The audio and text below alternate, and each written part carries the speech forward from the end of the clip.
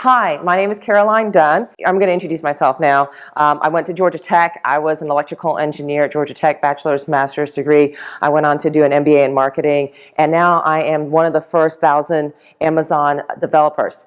And in order to be the first 1,000 developers, I started in 2016. So that's not a very long time ago. I'm also a YouTube creator. As I mentioned, this video is for my YouTube channel. I have 16,000 subscribers on YouTube, and I put out weekly tutorials on YouTube on how to set up your smart home, how to manage multiple Alexas, how to turn on your TV with Alexa or Google Home, and just fun little Raspberry Pi projects as well. I've been featured twice on the front page of Amazon Alexa Skill Store. And I am a 2018 New York City Marathon finisher. Yes, thank you. Let's see, last week I was featured on HYPEPOTAMUS because I'm a top 10 finisher in not the New York City Marathon, because I am in a competition called the Multimodal competition. There are 430 entries. I am one of the top 10 of that contest, and I'm the only female in the top 10, and that's why I was featured on Hype. Yes, and I'm the only one in the Southeast. Yeah, so this is an international competition. There's one guy in New Zealand competing, there are a few people in the UK competing, and then the other people, there's one guy in Phoenix, Arizona, and there's a couple people in kind of the New England, Boston area there as well. So they will announce the winner on April 12th. So I've got my fingers crossed for April 12th now to find out who the grand prize winner is. Just to tell you a little bit about the competition, the requirement was to write a skill, and I'll go into what skills are. It's like an app for your phone, for the Echo Show, which is that device in the middle of the table right there. And using their new syntax called APL, Alexa Presentation Language is what APL is. And total, they say, is $150,000 in prizes. It's $20,000 for the top winner, but it's $150,000. Why are they offering $150,000 worth of prizes? Anybody know? You want to create these so that more people will use it and get it out there, and more, I guess, more development of it. The more apps they have, I guess, the more people using it. Yes, exactly. And they're trying to sell more of those very expensive devices that have screens on them. So the Dot is about, what, $30, $40 for one of those. That device there was almost $200, was $180. So, they have a vested interest in selling more expensive devices quickly. Also, their APL, this language or protocol, Alexa presentation language, is in beta. It's not fully fleshed out yet. They got at least, if not more, 430 people to bang on APL and find all the bugs. And trust me, we found all the bugs and reported to them all the bugs. That was worth $150,000 just in testing alone, if nothing else. So let's talk about the next frontier. What is the next frontier? So if you're looking at the screen on the left, the red bar is millennials and their usage and growth of usage in voice services, okay? The other two bars are Gen X and baby boomers, okay? So if you put the black bar with the gray bar, you stack them on top of each other, that is not equal to the red bar. The red bar far outweighs everybody else. So when you're talking about your marketing programs, tell me about a marketing program where you're not targeting millennials in some form or fashion. So the biggest pushback I get when I'm doing these speeches is, oh, Alexa's not for me. Oh, this Alexa thing is never going to take off. It's from people my age. The millennials have no problem with talking to a speaker. And that's what's shocking about this. It might not be for you, but it might be for a lot of other people, and we kind of have to keep our minds open as marketers that even if we don't appreciate it, that the people we're trying to reach, this might be that avenue. And then if you look on the right side of my screen, right now, well actually in 2017 now, this speaker market was $1.8 billion. Okay, so that's a lot of money. In 2017, this speaker market was already at $1.8 billion. All right, that's nothing to sneeze at. What we're predicting in 3 years, in 2022, we're predicting this to be, in the US alone, a $40 billion market. So we're here to jump on that train, right? Let's be honest. We're here at this meetup to jump on that bandwagon. So the other thing I want to talk about is what is an Alexa skill. Okay, so think about your smartphone. What it was like the first day you had your smartphone. When you first turned it on, there were no apps on your smartphone the very first day you had your smartphone. Now, how many apps do you have on your phone? You're in the hundreds at this point. Okay, you've touched at least 100 apps. Okay, well, this is the same thing with Alexa. All right, so the biggest pushback I get when I talk about Alexa is I turned it on, I asked it lots of bizarre questions, it didn't know any of my answers. Well, did your phone know everything the day you got it? Thank you. No, it did not know everything. You loaded on a bunch of apps, and then when you need something, you go to that app, right? So this is the same for Alexa. So you have instead of an app, it's called a skill on Alexa, okay? And a lot of brands are putting their skills on Alexa. So Tide, Domino's Pizza, Papa John's, Uber, a lot of drink companies, Senor Patron or Senor Tequila or something has also taught you how to mix drinks on this thing because they're pushing their brands. They want to be on this platform. And so should you, right? Just like the App Store that you see on iOS, they have what they call a skill store. And it's available from Amazon.com. And I've been on it twice now. I've been on the front page. So this is the second time I was on the front page of the skill store. And I was featured because I'm one of the top 10 finalists. And that was part of getting on the top 10 finalists is you get to be on the front page. And there's me, right in the front page. 5 stars too. Yeah, those are real reviews. Those are not my friends. That's not me asking my friends to send me reviews. I'm one of those purists, so I like everything to be truly organic. So. Well, the competition was based on enablements. It wasn't based on reviews. Otherwise, yeah, trust me, I would have been all over that. Yes. So let's talk about the rise of the App Store. So I'm equating this to the iOS App Store. I remember I'm one of the first people that bought one of those iPhones a long, long time ago. And the first day I had an iPhone, I looked through the iOS App Store and I could see every single skill. I mean, it took me a while, but I flipped through every single skill so I could see every single app on the iPhones just so I could see what it was like. Okay, we were at that point in 2016 with the skill store. Okay, there were, as I said, I'm one of the first 1,000 developers in 2016 in that skill store. Now there are over 30,000 skills in 3 years or less, actually, in the skill store. So if I'm saying a skill is like the App Store, I'm saying that what you saw, this is the rise of the App Store. What you saw in that, you're seeing the same trajectory in skills.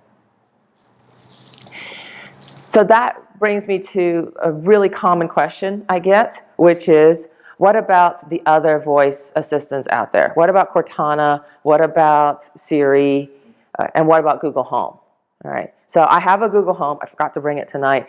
But Google Home plus Alexa is 98% of the market today. Okay, and there are a lot of predictions out there that Google Home could take over Alexa. Amazon's not going to let go of their #1 spot anytime soon. Yes? Is the 3.4, would that be like the Facebook portal? That is Cortana. Okay. That is Facebook portal. That is every other scenario you could think of. Okay? Actually, Facebook portal, I think, was not invented at the point at which we made this chart. So were they out May 2018? I don't think so. Yeah, so they're probably not even part of this yet. But they would be part of that 3.4%. Yeah. So if somebody comes up to you and says Sonos is, we really need to invest in Sonos. Well, at 3.8%, do you really want to be spending your time on that? All right, you decide. Yes. All right. So That brings me to, I've spent all this time talking about Alexa, Alexa, Alexa, you know, and I'm talking about it because it's 61% of the market, or almost 62% market share of the voice assistants. But let's talk about Google Home for a second. Are we doing the same thing on Google Home? So of the 12 skills or more that I've published on Alexa, I've published 3 of those on Google Home. You can publish, they're not called skills, they're called actions on Google Home. Unfortunately, Google is not putting their time and effort into apps like Alexa is. So there is no front page to be featured upon on Google Home at this time. Maybe they'll change their mind tomorrow, who knows. They are really focusing on Google Home being an extension of their Google Voice search. So y'all are here to learn more about search. Generally speaking, and I'll cover this later on, generally speaking, when you're searching on Google Home, you're actually doing a Google search. Yeah, so they're not really reaching out and working with their developers like Alexa is. They're not having a $150,000 contest. There's just not as many apps out there for Google Home. So it's a different experience, yes. Does it then render like almost like a web page then, almost like a Chrome web page to you displaying the results? Is that how it kind of renders back? You know how you can look at it? So on your device right now, especially if you have an Android device, there's that middle bar right there, and you can do a search, like a Google search, on your phone. Right. Then that is really, really similar to what you're going to get on a Google Home when you're asking about the screen. Oh, okay. Yeah, so that's how, even if you don't have a Google Home, that's how you would simulate one. And you can do the same with Alexa. On Alexa, on your phone, you can download the Alexa app, and you can simulate. So even if you don't own Alexa, you can still get that Alexa experience on your phone with the Alexa app. Yes. You download Google on Alexa? No. No, you can't even play a YouTube video on Alexa anymore. The first day I had my show, I was playing YouTube videos on it, and then they decided they hated each other, and they cut off YouTube videos one day. I don't know if it's kind of made its way back in since then. There's some competitive differentiation there. So is it like you're developing from scratch to put your app, your Alexa skill on Google Home, just like doing Android and iOS development? Is it a completely different development environment? Or you say you have to start from scratch to put your skill on Google Home? That's a good question. There is a blog post out there from Google by the Google developer saying, take your Alexa app and put it on Google Home and run it through this little machine that they have. I did that successfully once. Okay. With one skill. And then I submitted it to Google, and then they rejected it because they didn't think it was a very good app. Yeah, it's very sad. So on Alexa, I have something called Cocktail Roulette. And you say, launch Cocktail Roulette, it pulls an API, and it gives you a random cocktail for you to make. Okay? And I used their Google's blog post, and I made the exact same skill for Google Home. I submitted to Google Home, and they were like, we don't think this is valuable. And they just rejected it. Steal it from So, Thank you, yeah. yeah. developers are playing with it. So there was another there was another app I worked on last year. I had to make a backend database for it to record some information and then do some API calls. When I went to Google Home, it wouldn't let me pull out of a DynamoDB database. I had to do Firebase instead, which meant I had to rewrite the entire thing from scratch. I guess if you're developing now on APL, there's probably no converter to take that to the Google Home platform. Yeah. iOS, Android kind of thing again. They got you locked in. Yeah. So I would, generally speaking, I would say no. We don't know where this is going to go. They could change their mind tomorrow. But now on to the good part, because y'all are the SEO group. So let's talk about SEO. Let's talk about voice search. Okay, so who has cracked the Google search algorithm? Bill. Bill, you've cracked it. Who else has cracked it? I know you've done it. Yeah. Oh, yeah. Yeah. Last week. Till they change the algorithm. So Google search is, they're changing the algorithm all the time. When you talk about Amazon, they weren't born yesterday either. They are experts in product searches. You know, like you go to that Amazon.com website or your app or something like that, you will find the product you wanted, whether you type in the right words or not. Have you noticed that? Is that amazing or what? Like, I'm just thinking of something and it just pops up. It's like magic now, right? So Amazon knows how to do search as well. And their algorithm is changing constantly because, yeah, people are trying to game the system, trying to make their product, come up first in the Amazon product search. And people are, trying to game the system with Google, right? And that's how some of us in this room stay employed, right? So there are no shortcuts is really kind of where I'm going with this. It's going to be hard. And you're going to have to, keep your game up in order to work on this. So let's go to the next slide. For this presentation, what I did was I sat down with both my devices and just did a bunch of searches. And this is what I figured out from all of those searches. This is going to change next week. The most general piece of advice I can offer about voice search is have a Wikipedia page. Generally speaking, both devices, when you ask it for a business name or a famous person, is going to look for that Wikipedia page. Now, Wikipedia pages are hard to get, too. I mean, you've got to have, at least 5 independent sources or something like that to get on Wikipedia. You've got to, you've got to have like real, news articles behind you to get on Wikipedia. So that's kind of where the bar has been set, is you've got to have a legit Wikipedia page. Local businesses, and they want to be found. Your local real estate agent, your local ice cream shop, right? So what I found on Google is that they're trying to emulate that real Google search. And when you search for local businesses like your local car wash, it's going to give you Google Maps response. So that makes sense to me. On the other hand, Alexa, because they don't want to do Google searches, they're going to give you a Yelp result. And it's almost identical to Yelp. What I have noticed is that if you do a real estate agent search, the top 5 real estate agents will come up but in a different order from the actual Yelp to Alexa. Say you are a Park Mobile, so you're kind of a big business, you're kind of a big deal here in Atlanta, but you're not quite nationwide yet.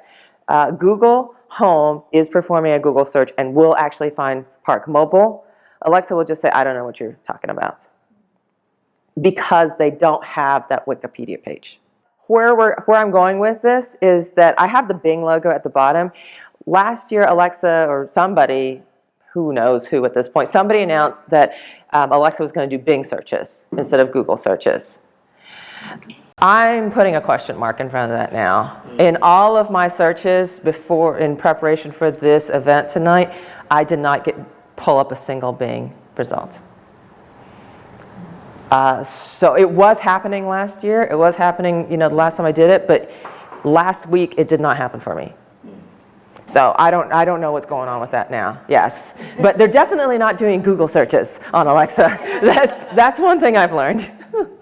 The other thing I've learned about Alexa is that they're trying to push those skills. So I mentioned, having apps. They're trying to push skills. So if you ask Alexa about Domino's, it's going to direct you to the Domino's skill. Now, Alexa, Amazon and Domino's have a very strong partnership.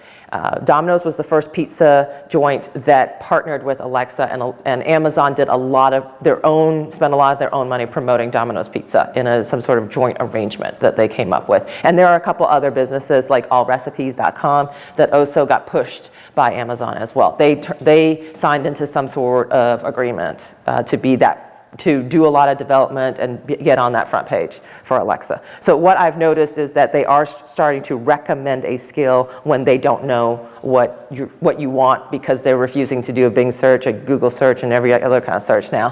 They're going to start searching for skills. I saw on the email, they have a weekly email that comes out for people with Alexas, and it says, hey, try this on your Alexa. So it said, Alexa, brush my teeth. And it recommended a skill called Chompers that teaches you how to brush your teeth.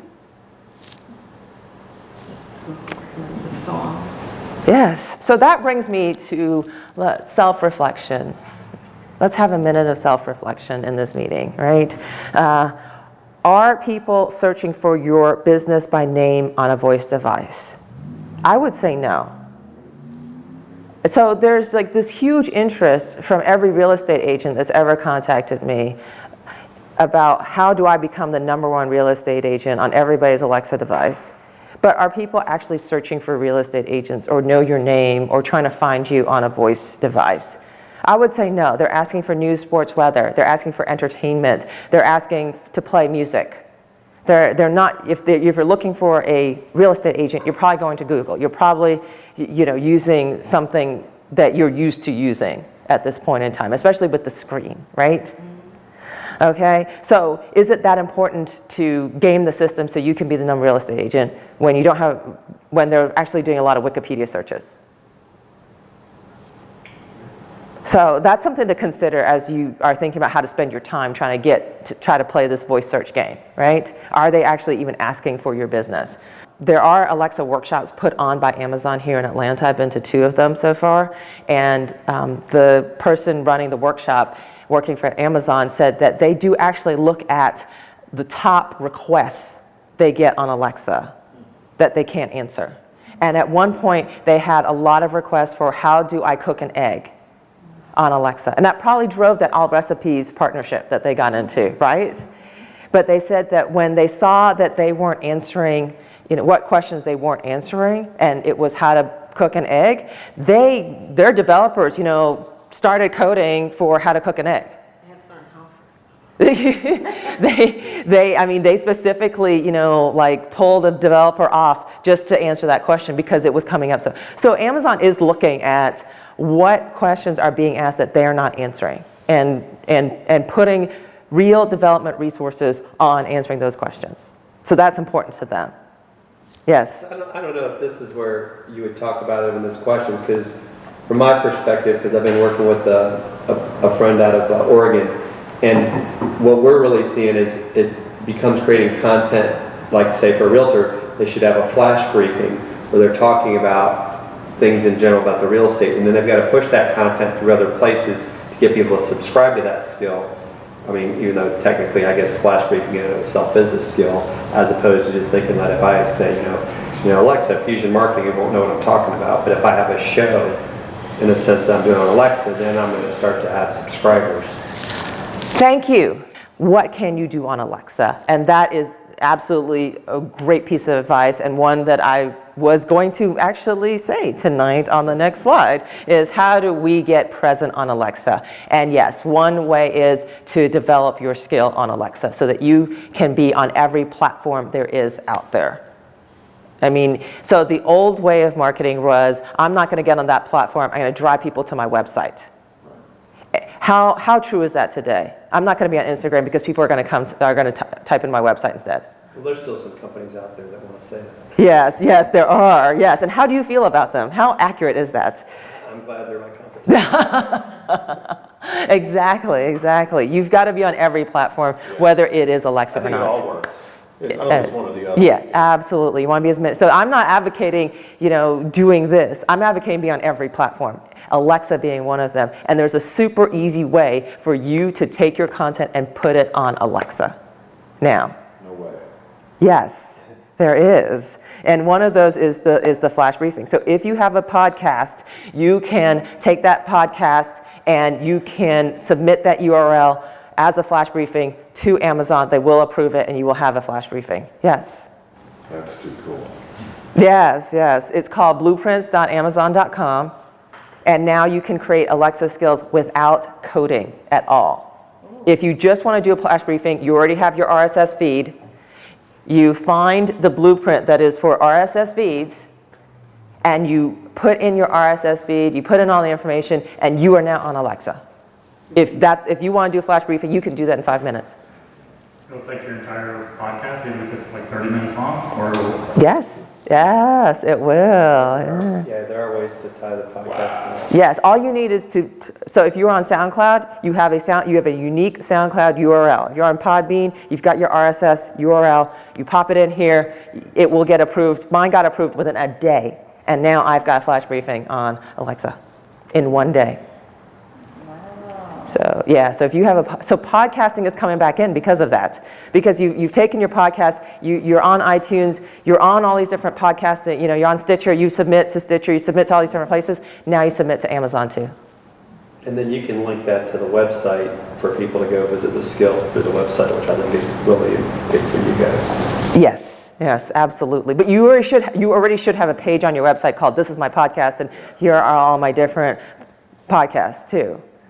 Yes, but you can now say, "Hey, I'm on Alexa."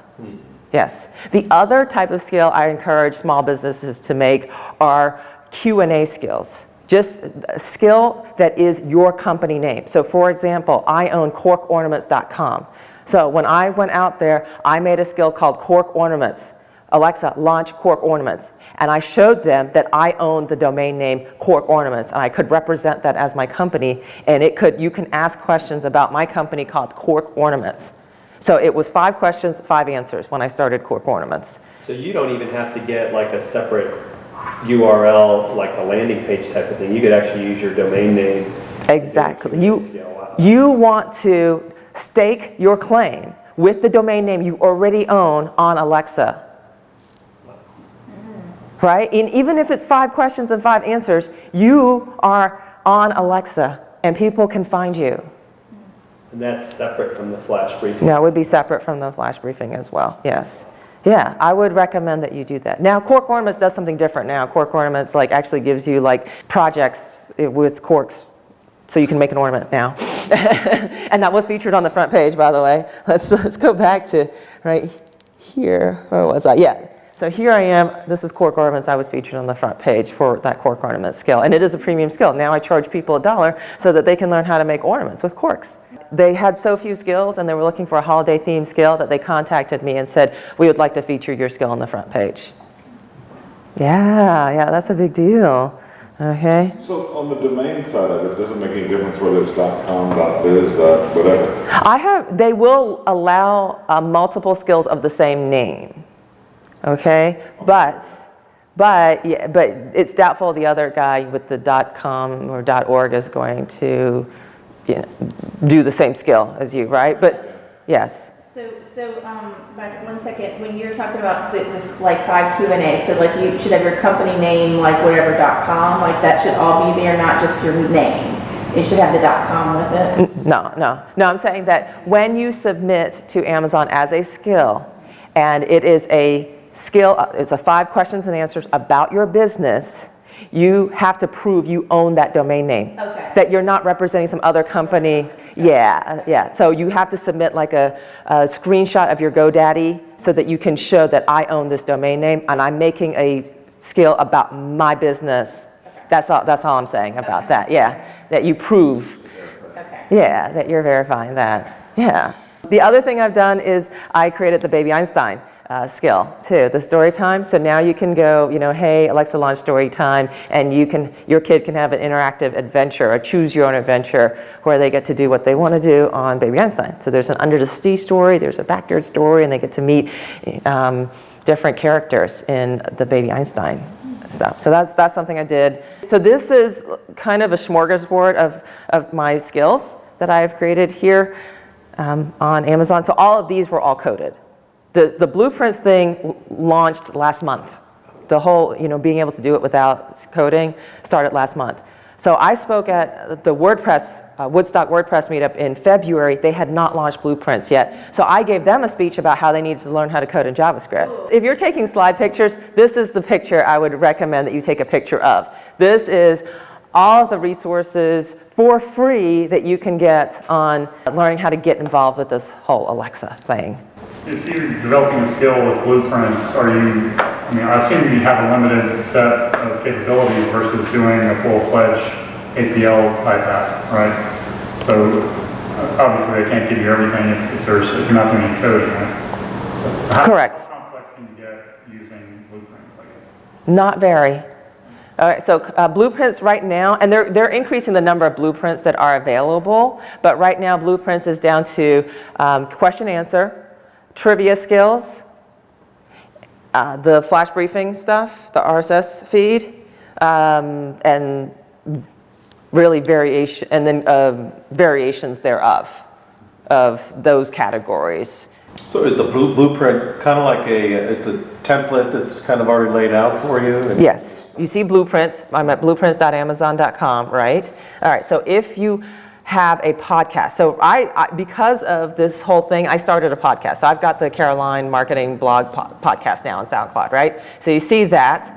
So on SoundCloud, they gave me that RSS feed. So on Blueprints, you click on Flash Briefing, you click on Make Your Own, then you type in your feed name, you pick your category, introductory messages, then you hit RSS, then you just copy and paste your RSS URL from SoundCloud right on here. And you are done. That's pretty much the entire process right there. Say you want to do Q&A. Right here, Q&A. Boom, make your own. And then you type in the question and you type in the answer. And then you type in the next question, you type in the next answer. I think y'all can handle this from here. And then you have to name your skill, and all you're doing is following the template, and you submit it, and then they approve it.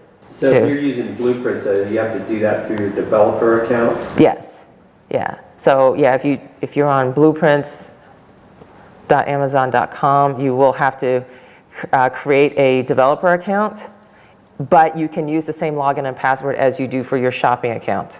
You had talked, I think, about there's premium skills where people pay to get those skills. So every skill is free to start, to launch, okay? And then it will go into, hey, would you like to unlock more content? For example, cork ornaments, you'll get that first project for free. And then it will say, do you want to unlock premium content for 99 cents? You can do a one-time fee of a fee of your choice, or you can do a subscription model. So you can turn this into a recurring thing if somebody agrees to recur. If it is a recurring thing, you can start charging from day one, or you can say there's a 3-month free trial period, and you get your first 3 months free, and then it will start charging you that monthly fee. Yes. And there is a hypnotist who is doing that now, and there's a monthly fee or some sort of fee to unlock more hypnosis sessions on Alexa. So does Alexa take cut like iTunes? Yes, 30%. Yeah. So you get a 20% discount if you're a Prime member, and then they take 30% of everything. Cool. All right. Thank you very much for having me. Something to change. Okay. Yeah, very good. Thank you.